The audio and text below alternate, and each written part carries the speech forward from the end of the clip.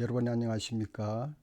마태복음 강좌 제7강이 되겠습니다. 오늘은 마태복음 7장 1절에서 29절까지 기준해서 반석 위에 세운 집입니다. 여러분 집 한 채를 잘 지어 보십시다. 오늘 인생의 집 말이죠. 먼저 본문 말씀 1절에서 5절까지 제가 읽겠습니다. 너희가 심판을 받지 않으려거든 남을 심판하지 말아라. 너희가 남을 심판하는 그 심판으로 하나님께서 너희를 심판하실 것이요 너희가 되질하여 주는 그 대로 너희에게 되어서 주실 것이다. 어찌하여 너는 남의 눈 속에 있는 티는 보면서 내 눈 속에 있는 들보는 깨닫지 못하느냐. 내 눈 속에는 들보가 있는데 어떻게 남에게 말하기를 내 눈에서 티를 빼내 줄 테니 가만히 있거라 할 수 있겠느냐. 위선자야, 먼저 내 눈에서 들보를 빼내어라. 그래야 내 눈이 잘 보여서 남의 눈 속에 있는 티를 빼줄 것이다. 그렇게 말씀했습니다. 남을 판단하는 일입니다. 남을 판단하는 것은 어쩌면 할 때가 있습니다. 해야 할 때가 있습니다. 예컨대 우리 주변에 어떤 중대한 범죄를 저지르고 도망간 사람이라면 경찰이 붙잡아서 그에게 마땅한 벌을 내려야 할 것입니다. 성경은 그것을 무시하거나 잘못했다고 말하지 않습니다. 다만 이것은 사실에 기초해야 하고 또 합법적으로 이를 처리해서 그 범죄자를 처벌해야 할 것입니다. 범죄는 뭐 그것뿐이겠습니까? 여러 가지 범죄가 종류가 참 많이 있죠. 문제는 무엇인가 하면 그 사람이 그 습관적으로 다른 사람을 계속 평가하거나 다른 사람을 비판하느라고 자기 일이 제대로 되지 않는 사람들, 그런 사람들이 문제가 될 것입니다. 비판은 일단 마음에서 나옵니다. 그러나 그 다음엔 그것이 입으로 오게 되죠. 그 다음에 그것이 어디로 갈지 모릅니다. 그래서 비판하는 것이 표현될 때가 있고 때로는 그것이 나의 지체를 통해서 어떤 행동으로 사용될 때가 있습니다. 비판은요. 그렇다고 하면은 이 비판을 계속 하게 되면 어떤 결과를 가져오는가? 그것은 분명히 어떤 결과를 가져옵니다. 그래서 비판을 받는 상대방이 결과를 가지기 전에 내가 먼저 어떤 결과를 초래하게 되는 것이죠. 그것은 무엇입니까? 다른 사람의 행동을 끊임없이 비판하노라면은 어느 순간에 내 자신이 망가지는 결과를 낳게 된다는 것을 우리가 잊어서는 안 되는 것입니다. 뿐만 아니라 로마서 2장 1절을 보면은 그러므로 남을 판단하는 사람아 누구를 막론하고 내가 핑계치 못할 것은 남을 비판하는 것으로 내가 너를 정죄하미니 판단하는 것은 내가 같은 일을 행함이라 그렇게 말씀을 했습니다. 그리고 오늘 1절에서 5절까지 중반까지 읽었습니다만 여기에 자세히 표현하면서 비판을 받지 않으려거든 남을 비판하지 말라. 내 눈에서 들보를 뺀 다음에 내 눈이 잘 보여서 남의 눈에 티를 뽑아라. 그렇게 말씀을 했습니다. 두 번째는 그 7절에서 12절까지 구하라. 그리하면 하나님께서 너희에게 주실 것이다. 찾아라. 그리하면 너희가 찾을 것이다. 문을 두드리라. 그리하면 하나님께서 너희에게 열어줄 것이다. 그렇게 말씀을 했습니다. 이 세상의 부모님들 중에 혹시 일부로서 편벽되게 대응할지라도 하나님의 최선은 우리에게 최고의 부모로 등장하십니다. 우리의 구하는 것을 하나님이 모두 아십니다. 미리 아시고 응답하십니다.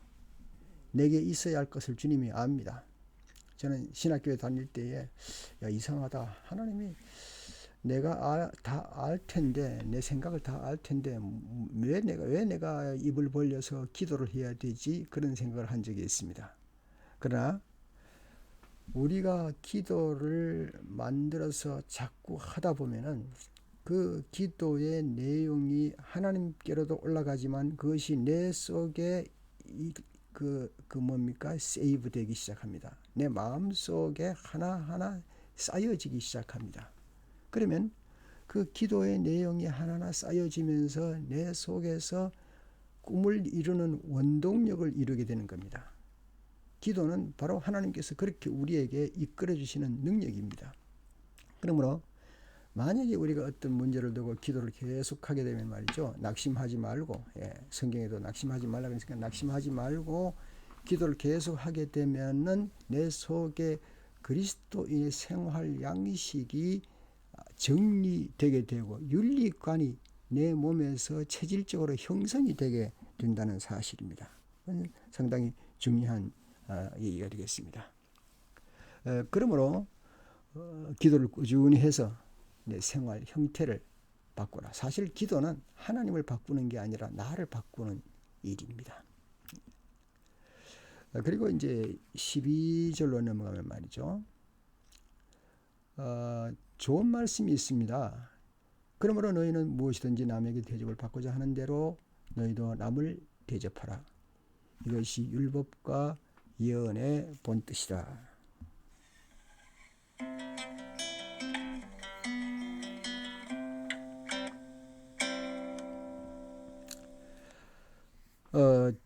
황금률은 말이죠, 무조건 받기만 하는 사람의 그 생활 습성을 바꿔주는 것입니다. 그래서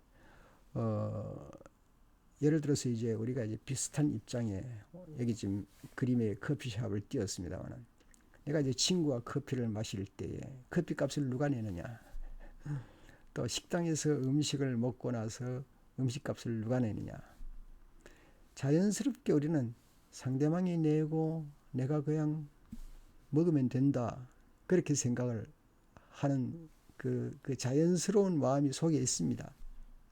그러나 사람에 따라서 내가 꼭 사야 한다 하는 사람도 있습니다. 그러나 사실은 그런 그러니까 어느 쪽이 편한가 하는 쪽을 선택한 것이 아니라 주님의 명령을 우리가 한번 귀 기울여 들어봐야 될 것입니다. 저는 제 딸이 처음에 이제 대학에 들어가게 돼서 기숙사로 간다 그러더라고요. 그래서 제가 말을 해줬습니다. 기숙사를 가거든 그 기숙사에서 친구하고 한 방을 쓰게 될 텐데 상당히 쉽지 않은 일이다.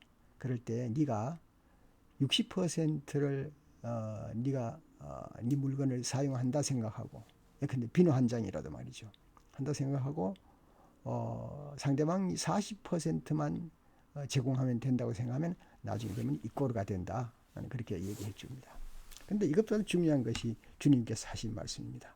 너희는 무엇이든지 남에게 대접을 받고자 하는 대로 너희도 남을 대접하여라.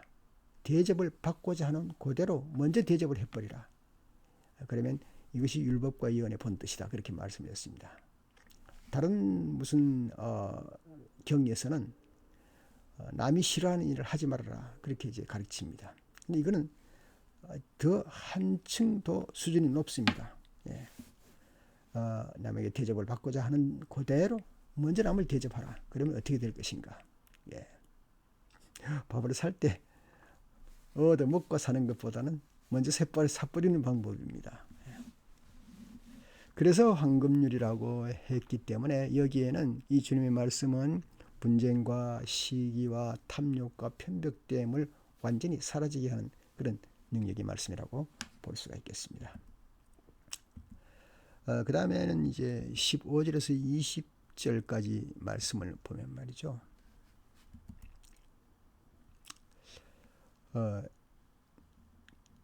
그 15절에요.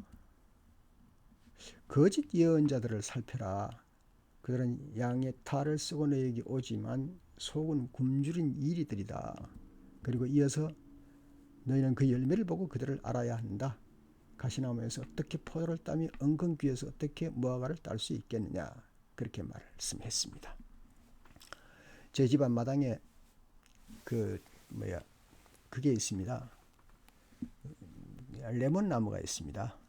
레몬 나무 한 5년 동안 자라게 했는데요. 아내가 심어놓고 쭉 자라는데 한 5년 동안 열매가 전혀 없습니다. 그래서 어느 날 도저히 할 수 없어서 몇 달 전에 잘랐지요. 근데 자르고 났는데 밑에 뿌리채 자르지 않아 가지고 그 옆에서 또 자라나서 지금 풀이 무성하게 또 자라납니다. 할 수 없이 이거는 할 수 없다. 관상용으로라도 그냥 놔두자. 그렇게 지금 해서 지금 관상용으로 보고 있습니다. 예. 사람은 나무를 볼 때 말이죠. 이 나무를 뭐 향기도 있고 꽃도 좋고 뭐 다 좋습니다. 그러나 결국은 열매를 위해서 심었다면 열매를 맺어야 합니다. 열매가 없으면 쓸모없는 나무가 되는 것이죠. 예. 못된 나무라고 그럴 때에 오늘 본문에서 말씀하는 못된 나무라고 그럴 때 이것이 원래적으로 못된 것이지 이것이 점점 더 나빠지거나 뭐 점점 더 좋아지거나 그런 말씀을 하지 않았습니다. 예, 좋은 나무가 나쁜 열매를 맺을 수 없고 나쁜 나무가 좋은 열매를 맺을 수 없다. 벌써 나무가 기능적으로 벌써 그렇게 되어 먹은 것이다. 그런 얘기가 되겠습니다. 예, 21절에서 23절까지 말씀을 보면은요.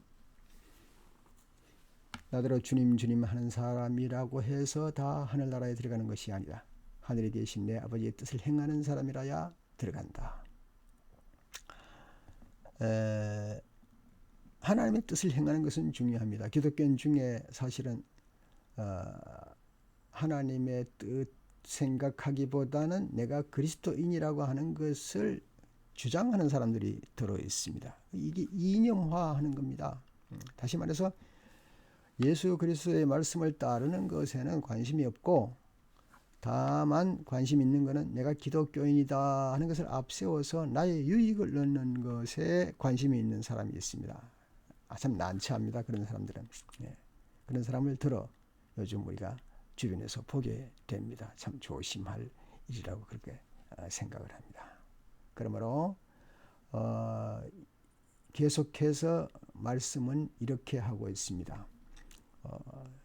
네가 아무리 주님 주님 하고 나를 부르지만은 그러나 내가 귀신을 쫓아내고 기적을 행했다고 해도 마지막 날에 내가 너를 도무지 모른다. 불법을 행하는 자들아 내게서 물러가라 라고 말씀한다고 그렇게 말씀했습니다.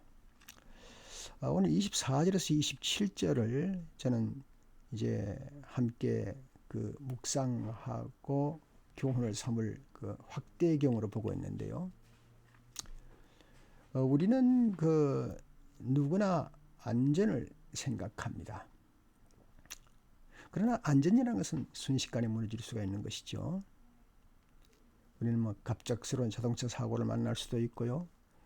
지병으로 고통을 당할 수도 있고 또 우리는 뭐 예측할 수 없는 놀라운 그 천재지변으로도 우리가 어려움을 당할 수가 있습니다. 예. 그러나 어려움을 당할 때 순식간에 내 인생이 몽땅 무너지는 사람이 있고 상황이 무너질지라도 꼿꼿하게 다시 다음 일을 개척해 나가는 그런 능력을 소유한 사람이 있습니다. 우리는 후자의 사람이 되어야 하지 않겠습니까?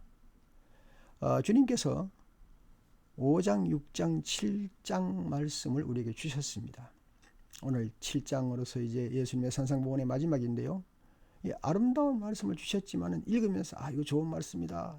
굉장히 아름답네. 너무 좋은 말씀이야. 이걸 누구에게 전해야지. 누구한테 얘기해야지. 그렇게만 생각하고 이것이 그냥 문자로 남아있다면 사실은 아무 의미가 없는 것이죠. 예. 그래서 오늘 말씀 뭐라고 그랬습니까? 그러므로 내 말을 듣고 듣기만 하는 것이 아니라 그대로 행하는 사람은 반석 위에다 자기 집을 지은 슬기로운 사람 같다. 그렇게 말씀했습니다. 예. 내 말을 듣고 반석 위에다 짓는 사람은 슬기로운 사람이다. 만약에 비가 내리고 홍수가 나고 바람이 불고 그리고 집에 폭풍이 들어쳤지만은 무너지지 않는다. 그 집은 반석 위에 세웠기 때문이다. 그럼 반석 위에 세웠다는 것이 뭐냐는 것입니다.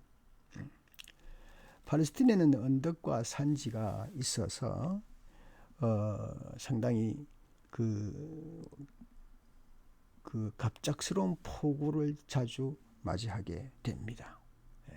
그래서 요단강이 매년 크게 범람을 한다고 합니다. 범람할 때에 거기에는 뭐 급한 물살이 흘러내려가는데요. 언덕과 언덕 사이에 물이 흘러내려오는. 그리고 우리가 요즘 국제 뉴스를 보면은 그런 나라를 많이 볼 수가 있습니다. 그냥 갑자기 멀쩡한 집이 그냥 사태가 무너지고 나무가 뽑히고 그냥 물이 쏟아져 내려오고 그래서 집이 함께 떠내려가는 그런 처참한 광경을 보게 됩니다. 그런 상황을 겪게 된다는 것이죠. 그래서 휩쓸려서 내려가는 것은 그 기초가 단단하지 못하기 때문이라 그렇게 말씀하고 있습니다.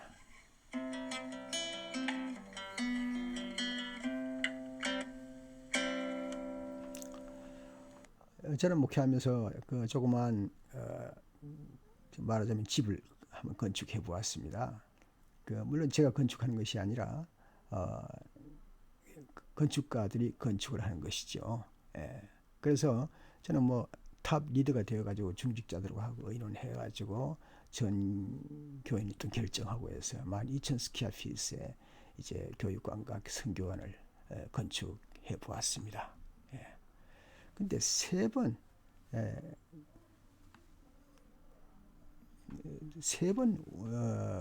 그 어떤 그 청사진을 만들었습니다. 첫 번째 청사진은 뭐 쓸모가 없어가지고 도저히 이렇게 하면 건물이 안 되겠다 해서 결정을 못했고요. 그렇게 내버렸고 5,000불을 그냥 버린 겁니다. 그다음 두 번째 청사진은 너무 비싸가지고 또 못했습니다. 세 번째 청사진은 올바로 이제 건축이 시작되게 되었는데요. 공사 첫날이 되어가지고 굉장히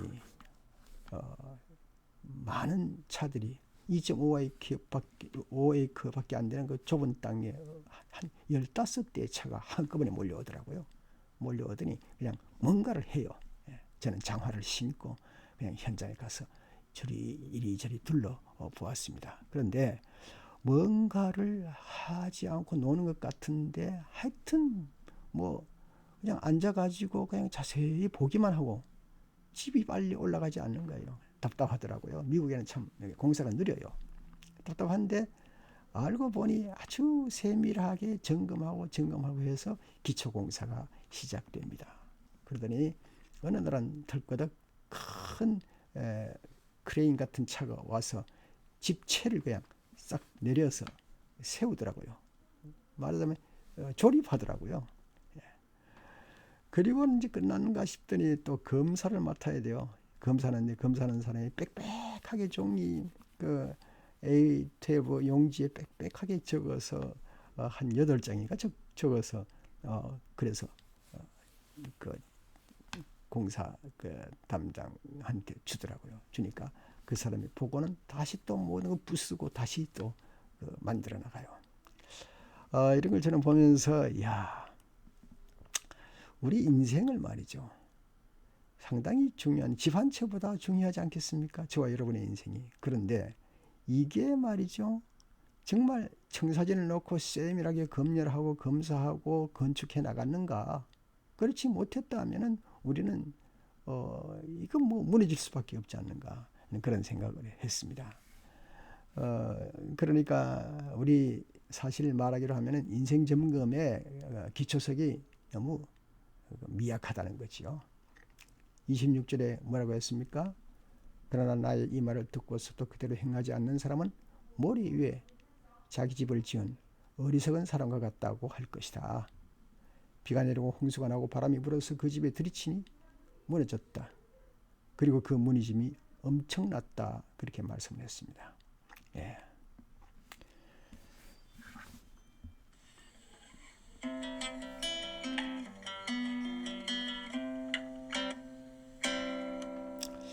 우리는 집만 짓는 것이 아니고 사실은 우리 인생의 집도 지어나가는 중입니다. 우리가 언제 무너질지, 언제 바람이 불지, 언제 들이닥칠지 알 수가 없습니다. 잔뼈가 굵기 전에 주님을 만나고 또 세상 풍파를 겪기 전에 말씀에 매여 살고 기도 속에 살고 주님과 동행하고 산다고 해도 말이죠. 예상치 못할 폭풍은 다가옵니다. 그러나 그것은 송두리째 무너지는 머리 위의 집이 아니고 반석 위에 집이 되어야 할 것입니다. 결론은 28절 29절 말씀에서 견을 맺습니다. 예수께서 이 말씀을 마치시니 무리가 그의 가르치심에 놀랐다. 예수께서는 그들의 율법 학자들과는 달리 권위 있게 가르치셨기 때문이다.